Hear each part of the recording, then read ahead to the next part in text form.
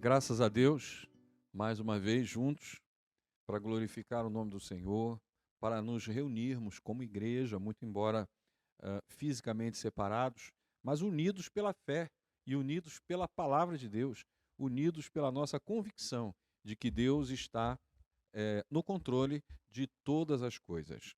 Nós somos igreja, igreja não é templo. Templo é o lugar onde a igreja se encontra, é o lugar onde a igreja se reúne.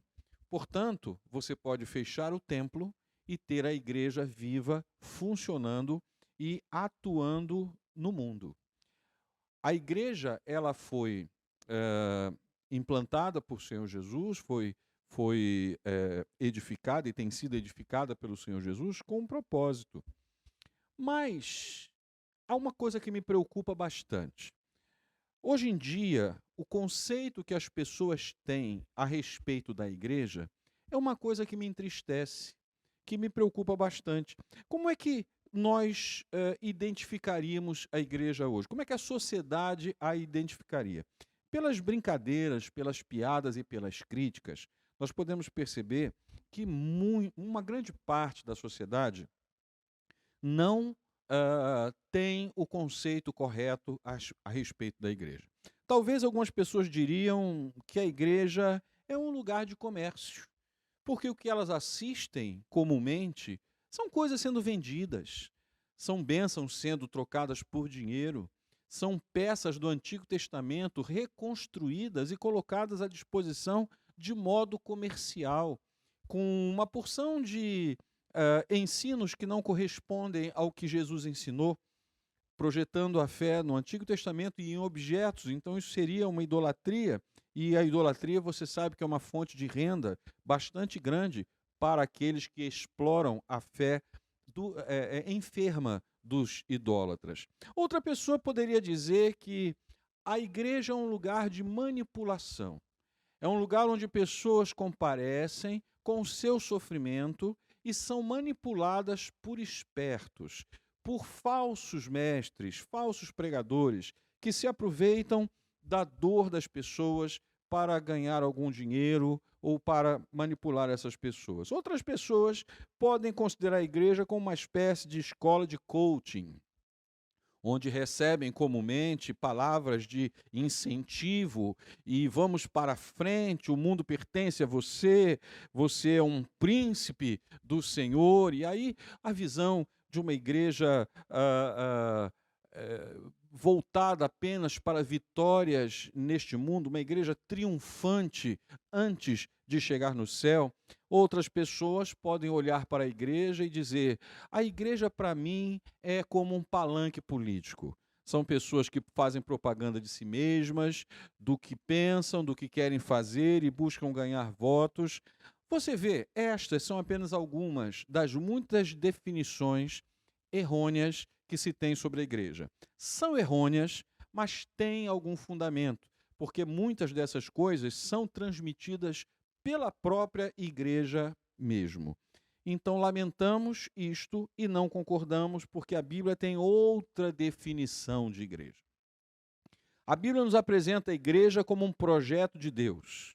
Em Mateus capítulo 16, versículo 18, está escrito: edificarei a minha igreja. São palavras de Jesus. Edificarei a minha igreja e as portas do inferno não prevalecerão contra ela. Dessa palavra que lemos sobre Jesus, ou ditas por Jesus, temos então duas coisas para observar. Primeiro, a igreja não é um projeto humano. A igreja é um projeto divino. Eu edificarei a minha igreja, a igreja verdadeira, a igreja que o Senhor Jesus trouxe, implantou, pertence a Deus, pertence a Ele, é sustentada por Ele e tem o compromisso de atender os desígnios dEle. A igreja não está aqui para a satisfação das pessoas, mas está aqui para os desígnios de Deus, para a satisfação e glória do próprio Deus. Portanto, a igreja não é um projeto humano. Não podemos fazer dela o que nós queremos ou dar a ela o formato que melhor nos convém. A igreja precisa caminhar à sombra do Deus onipotente, em obediência à vontade do Deus Todo-Poderoso. Uma segunda coisa que nós observamos quando lemos esse texto é que Jesus diz que as portas do inferno não prevalecerão contra ela. Então você observa que este projeto de Deus, chamado igreja, ela tem um aspecto dinâmico. A igreja está em movimento e ela tem um objetivo, ela tem um alvo que é concedido pelo próprio Senhor, que é derrotar a força de Satanás, que é derrotar o poder do mal, que é libertar cativos dessa prisão infernal que entrou na nossa convivência, entrou na nossa história em função do pecado que nós cometemos. Então a igreja é um instrumento ativo para os propósitos eternos e poderosos do próprio Deus. Portanto, não é lugar de comércio, não é lugar de manipular pessoas, mas sim de libertá-las. Não é uma escola de coaching, é, na verdade, uma escola, é um lugar de edificação de líderes, de pregadores, de conhecedores da palavra de Deus, que liberta o cativo, que traz vida ao que está morto. Não é um palanque político, porque a igreja não é um lugar onde sobem pessoas para a sua própria promoção, mas a função da igreja é anunciar o reino. A função da igreja é apontar para Deus, é ser obediente, é ser luz em meio às trevas. Lá no livro de Isaías, no capítulo 60, versículos 1 a 3, há um texto que eu quero compartilhar com você nesse instante. É um texto dirigido à nação de Israel. É um texto que Deus concedeu ao profeta para falar a uma nação que, pelos seus pecados, foi cativa para a Babilônia, mas está agora chegando o tempo da sua história ser mudada, da libertação ser concedida e da honra e o retorno à sua terra ser devolvido. O texto de Isaías 60, versículos 1 a 3, diz assim: levante-se, resplandeça, porque já vem a sua luz, e a glória do Senhor está raiando sobre você.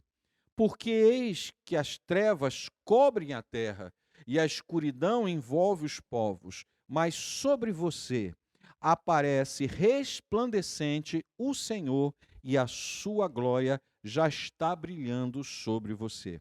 As nações se encaminham para a sua luz, ó Jerusalém, e os reis são atraídos para o resplendor do seu amanhecer. Um lindo texto que fala sobre o valor da nação de Israel naquele momento diante de Deus.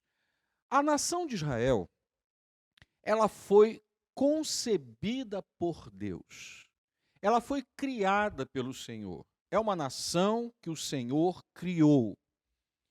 O Senhor chamou Abraão, ou Abrão, da sua parentela, o levou a uma terra que ele, o Senhor, lhe deu, e lhe fez promessa.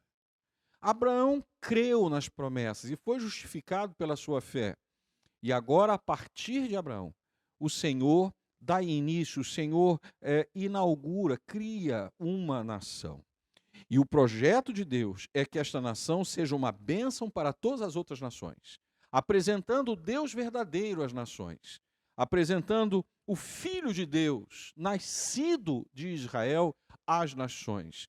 Israel era uma nação sacerdotal, foi criada para isso, tinha uma razão de ser, foi criada com um objetivo estabelecido por Deus, ser bênção para todos os povos.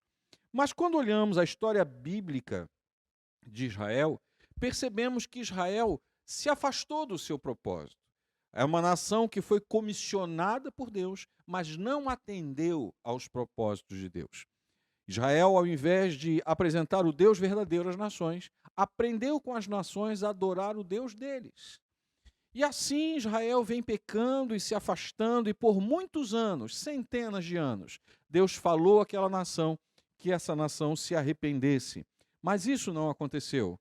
Tornaram-se religiosos, mas não novas criaturas, não comprometidos com a missão para a qual nasceram, não comprometidos com o projeto de Deus para a sua vida. Então, o Senhor Com o passar do tempo, depois de ter enviado profetas e falado muitas vezes a essa nação para que se arrependesse, o Senhor então envia uma praga contra Israel, envia uma catástrofe contra Israel, envia um momento de dor contra Israel, não para destruir a nação, mas para trazê-la ao arrependimento, não para a aniquilação do povo de Israel, mas para a sua conversão ao único Deus, o Deus verdadeiro. E essa catástrofe que veio sobre Israel veio do império da Babilônia, que cercou a nação, Judá, cercou a nação, a Síria cercou o norte de Israel, e depois Judá foi cercado pela Babilônia, e desta maneira toda a nação, ou quase toda a nação, foi levada cativa para estes impérios. Foi um tempo de muita dor, de muita destruição. Jerusalém ficou arrasada. Jerusalém não ficou pedra sobre pedra. Jerusalém tinha monturos, o muro derrubado, os portões queimados, lixo, tanto lixo, que Neemias, quando retornou a essa cidade, 70 anos depois, por alguns lugares não conseguiu passar, pela montoeira de lixo, de entulhos, de escombros que havia no caminho. Assim se tornou Jerusalém, uma cidade arrasada, uma cidade destruída, uma cidade esvaziada. E durante todo esse tempo, aproximadamente 70 anos, Israel estava em isolamento, estava no cativeiro, não para que fosse destruído, mas para que fosse transformado. E dado o tempo previsto pelo Senhor, o tempo determinado pelo Senhor, Israel então volta à sua terra e volta diferente do modo que foi.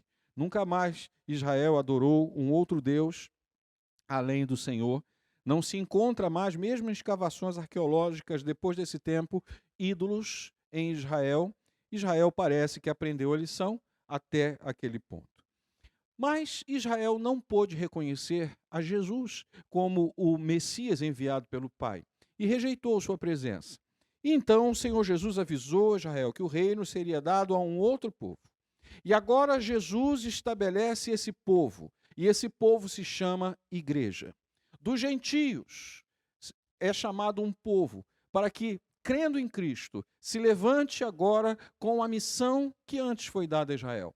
A este povo foi dada a missão de anunciar o Rei dos Reis a todas as nações. A este povo foi dada a missão de falar de Deus, do seu amor, a todas as nações. E essa ordem ficou clara quando então Jesus disse: ide, pregai o evangelho a toda a criatura. Observe que no Antigo Testamento uma nação foi concebida pelo Senhor. No Novo Testamento, uma igreja, a igreja, foi concebida pelo Filho de Deus, pelo Senhor Jesus.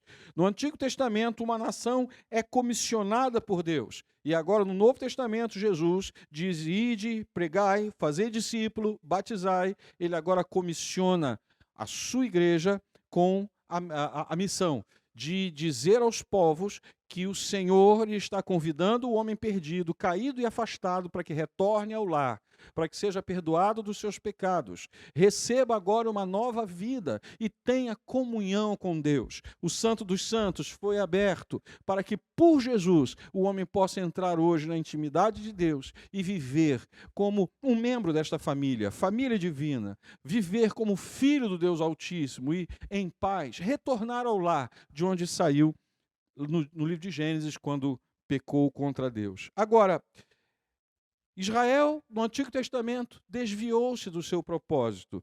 E aí, com preocupação, nós olhamos a igreja, que também parece, em grande parte, desviada do seu propósito. Infelizmente, vemos tanta coisa presente dentro da igreja hoje que Deus nunca mostrou. Tantas promessas que Deus nunca fez. Tantas formas de culto que Deus nunca inspirou. Tanta coisa que acontece no nosso meio que Deus não nos mandou dizer, ou fazer, ou viver. A igreja deixou o seu papel, infelizmente, em grande parte. Desviou-se do seu propósito e parece que estávamos seguindo o mesmo curso da nação de Israel. Agora, se Deus chamou Israel ao conserto, se Deus feriu a nação de Israel para consertá-la, para arrependimento, não fará ele alguma coisa com a sua igreja? já que a igreja é o seu projeto, já que a igreja tem um propósito estabelecido por ele, já que a igreja tem uma missão, não restaurará Deus a sua igreja antes do dia da volta do Senhor Jesus Cristo? Nos abandonaria o Senhor em nossos próprios pecados? O Deus de amor nos deixaria para trás, perdidos no deserto da nossa iniquidade?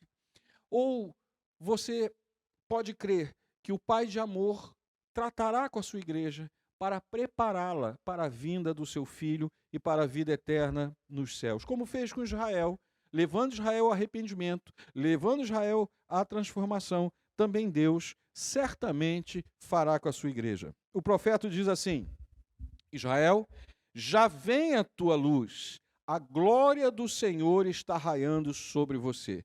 Essa palavra se ajusta hoje perfeitamente à igreja de Jesus Cristo. Já vem a tua luz, igreja, e a glória do Senhor está raiando sobre você. Eu gostaria que você ouvisse uma coisa que eu tenho para lhe dizer. A glória da igreja é Jesus. A glória da igreja não está nos seus prédios. A glória da igreja não está nas suas contas bancárias. A glória da igreja não está em si mesma. A glória da igreja vem do Senhor. Essa glória que brilha sobre a igreja é o reflexo da glória do Senhor Jesus. E como o sol vem raiando sobre nós, essa é a nossa missão. Não estamos aqui para nos apresentar ao mundo, não estamos aqui para divulgar os nossos nomes ao mundo, mas temos o compromisso de pregar o nome de Jesus, o Salvador e o Senhor, o enviado de Deus para perdão dos nossos pecados. A glória da igreja não está nos templos. Não, os templos estão fechados agora. Que coisa! Os templos estão fechados. A glória do Senhor não está ali, não. Não está nos recursos financeiros, que agora estão escassos. Longe da igreja, os recursos financeiros se tornaram muito escassos. Não podemos confiar também nos nossos recursos financeiros. A glória da igreja não está no poder político. Olha que o poder político hoje está desbaratado. Uma confusão se estabelece entre os políticos que não sabem o que fazer no meio dessa confusão que a enfermidade trouxe e que a sociedade mergulhou, precisando de direção e muitas vezes não recebendo a direção adequada. A glória da igreja não está nas nossas estratégias de marketing. Elas não funcionam agora. Onde está agora a pregação do coaching? Onde está agora a pregação liberal? A pregação da prosperidade, né? Os nossos cultos de prosperidade, onde eles estão? Nesse momento, tudo isso está parado. Nada disso está funcionando. A glória da igreja está na pessoa de Jesus. A glória da igreja está na pessoa de Cristo resplandecendo sobre ela.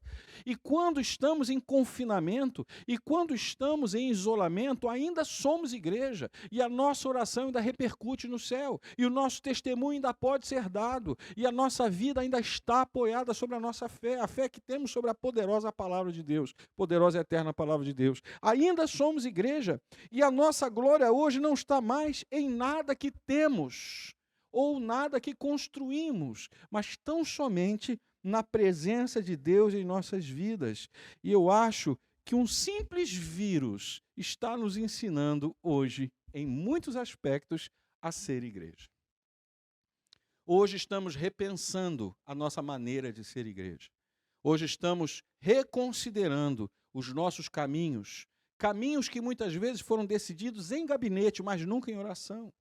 Quantos dos nossos caminhos nunca foram perguntados ao Senhor quanto à sua opinião ou quanto à sua vontade, se o Senhor nos dirigia ou não naquela decisão? Nós temos tomado nas mãos a igreja e tratado a igreja como sendo nossa, mas na verdade ela pertence a Cristo Jesus. Querido, eu quero concluir com você dizendo que este tempo de isolamento, esse tempo de quarentena, esse tempo de que estamos separados fisicamente um do outro, é um tempo muito precioso.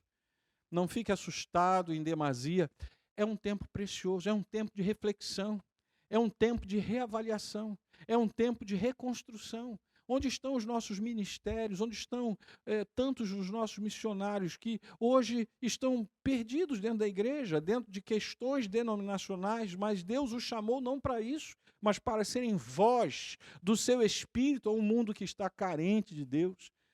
Nós temos um tempo para mudar, um tempo para voltar à prancheta, voltar ao planejamento. Quem somos nós? Qual o propósito de Deus para nós? Nós somos igreja e como igreja pertencemos ao Senhor e temos o compromisso de fazer a vontade do Senhor. Eu gostaria de convidar você a refletir sobre isso. Você é a igreja. A igreja não é o templo pode fechar. Você é a igreja. Você é o instrumento que Deus quer usar. Quando essa pandemia passar, quando as portas das nossas casas abrirem e voltarmos à vida comum, nós encontraremos lá fora um mundo completamente diferente do que ele era quando isso começou. E precisamos dar respostas a esse mundo. Nós temos uma mensagem.